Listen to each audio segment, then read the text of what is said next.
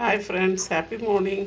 பாருங்கள், இது all to all channel. நான் இன்றைக்கி கறி வச்சு கறி உருண்டை குழம்பு செய்கிறேன். மட்டன் கோஃப்தா அதோட சுரக்காய் போட்டு செய்கிறேன். சுரக்காய் பொடியை நறுக்கிட்டு இதை செய்கிறேன். இதுக்கு தேவையான பொருள் பாருங்கள். கறியை நம்ம கடையிலையும் கொத்த வச்சு வாங்கலாம். பட் அங்கே கழுவுறதுக்கு ஆகிறதில்ல. ஸோ வீட்டுக்கு கொண்டு நம்ம வீட்டில் நல்லா க்ளீனாக கழுவிட்டு கொத்தி எடுத்துக்கலாம். இது உடச்ச கடலை மாவு, பொரிக்கடலை மாவு ப்ளஸ் கொஞ்சம் மஞ்சத்தூள் போட்டிருக்கேன், மல்லி செடி போட்டிருக்கேன். இதுக்கு தேவையான அளவுக்கு கொஞ்சம் மிளகாத்தூள் போட்டுக்கலாம். நம்ம காரத்துக்கு ஏற்றாப்புல கொஞ்சம் தனியாத்தூள் போடலாம். கொஞ்சம் இஞ்சி பூண்டு பேஸ்ட்டு போட்டுக்கணும். இது உப்பு போட்டு இதை நல்லா மிக்ஸ் பண்ணிவிட்டு அந்த பொரிக்கடலை பைண்டிங்காக போட்டு கொஞ்சம் நல்லா மிக்ஸ் பண்ணி எடுத்துடலாம். கொஞ்சம் உப்பு போட்டு மிக்ஸ் பண்ணிவிட்டு நல்லா உருண்டையாக பிடிச்சி எடுத்துக்கிட்டு வந்துடலாம்.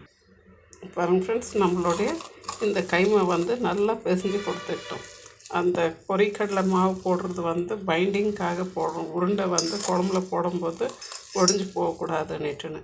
இப்போ இந்த கறியோட ஒரு பொடி பொடிச்ச கடலை மாவு சேர்த்துருக்கு, ஒரு ஸ்பூன் இஞ்சி பூண்டு ப்ளஸ் உப்பு, மஞ்சத்தூள், இன்னும் மிளகாத்தூள், தனியாத்தூள் போட்டு இப்படி உருண்டை பிடிச்சி எடுத்துக்கிடலாம். பாருங்கள் ஃப்ரெண்ட்ஸ், இப்போ நான் குழம்புக்கு அந்த எண்ணெய் ஊற்றிருக்கேன். இந்த கரண்டிக்கு ஒரு ஸ்பூன் ஊற்றிருக்கேன். பின்ன கொஞ்சம் சோம்பு போட்டிருக்கேன், வெங்காயம் போட்டிருக்கேன்.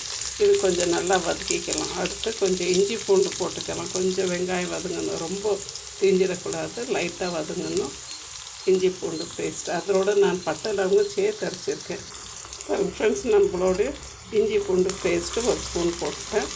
இது கொஞ்சம் வதங்கணும். நம்ம இதில் மிளகாத்தூள், தனியாத்தூள் சேர்த்துக்கணும். அதுக்கப்புறமா தேங்காயும் சோம்பும் அரைச்சி வச்சுருக்கேன். பின்ன தக்காளியும் ஒரு வெங்காயமும் போட்டு அரைச்சி வச்சுருக்கேன். இது கிரேவிக்காக.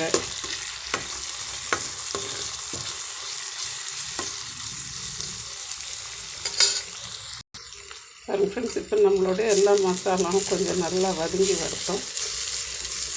இஞ்சி பூண்டு பேஸ்ட்டு, மிளகாத்தூள், தனியாத்தூள் எல்லாம் கொஞ்சம் வதங்கணும். கொஞ்சம் அரைச்சி வச்சுருக்கேன். அந்த தக்காளி வெங்காயம் பேஸ்ட்டு போட்டுக்கலாம்.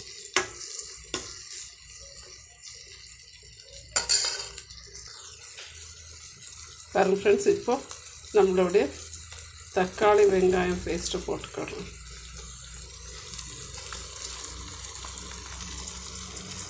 இது கொஞ்சம் வதக்கி விட்டுட்டு இதோட தேங்காயும் பூண்டும் அரைச்சி வச்சு பேஸ்ட்டு சேர்த்துக்கணும்.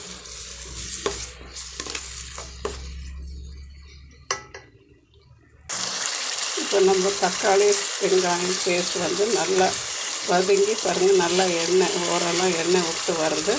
இப்போ நம்ம தேங்காய் சோம்பு அரைச்சிது சேர்த்துடலாம். இப்போ நம்ம தேங்காயும் சோம்பு அரைச்சி பேஸ்ட்டு சேர்த்தாச்சு. இதோட நம்மளுடைய மல்லி செடியும் சோம்பு கீரையும் சேர்த்து வதக்கிடலாம். ஃப்ரெண்ட்ஸ், நம்மளுடைய மல்லி செடியும் சோம்பு கீரை சேர்த்து வதக்கியாச்சு.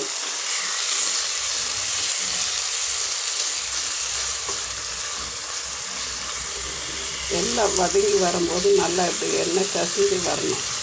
அப்போ தான் மசாலா நல்லா வதங்கி இருக்குதுன்னு அர்த்தம். அந்த மசாலா வாசனை இல்லாமல் போகும். இப்போ நம்ம கட் பண்ணி வச்சுட்டு அந்த சுரக்காவையும் சேர்த்துனாக்கிறோம்.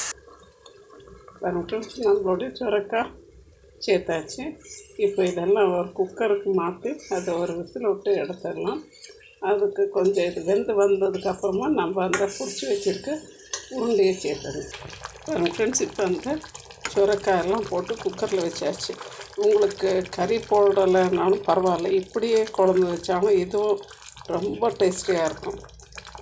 இது நல்லா கொதித்து இந்த காய் வெந்து ஒரு விசில் விட்டு எடுத்ததுக்கப்புறமா நம்ம உருண்டை பிடிச்சிருக்க இந்த மட்டனை போடலாம். இப்போ ரெடியாக நான் உருண்டை பிடிச்சி வச்சுருக்கேன். இதை போட்டுக்கலாம். அந்த காய் வெந்து வந்துடட்டும் ஃபஸ்ட்டு. பாருங்கள் ஃப்ரெண்ட்ஸ், நம்மளுடைய காய் கொஞ்சம் 3/4 பாகம் நல்லா வெந்துடுச்சு. இப்போ வந்து நம்ம அந்த உருண்டை பிடிச்சி வச்சுருக்க அந்த மட்டன் பால்ஸை வந்து போட்டுடலாம். ஒன்றா போட்டுடுவோம்.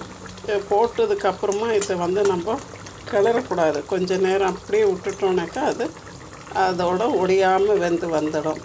பின்ன குழம்பு கொஞ்சம் தண்ணியாக இருந்துச்சுனாக்கா இந்த பால்ஸ் போட்டிருந்தோம் குழம்பு தானாகவே கெட்டியாகிடும். பாருங்க ஃப்ரெண்ட்ஸ், நம்மளுடைய குழம்பு வந்து ரெடி ஆகிடுச்சு. இதுக்கு வந்து ரொம்ப கிளறவே கூடாது. அந்த பால்ஸ் போட்டதுக்கப்புறமா இதை அப்படியே நல்லா கொதிக்க விட்டுட்டா அது சீக்கிரம் வெந்துடும். ஒரு 5 to 7 minutes கொதிச்சாலே போதும். நம்மளுடைய மட்டன் பால் கறி வந்து ரெடி ஆகிடும். தேங்க்யூ ஃபார் வாட்சிங் ஃப்ரெண்ட்ஸ். இது all to all channel. Please share பண்ணுங்கள், லைக் பண்ணுங்கள், சப்ஸ்கிரைப் பண்ணுங்கள். Thank you friends.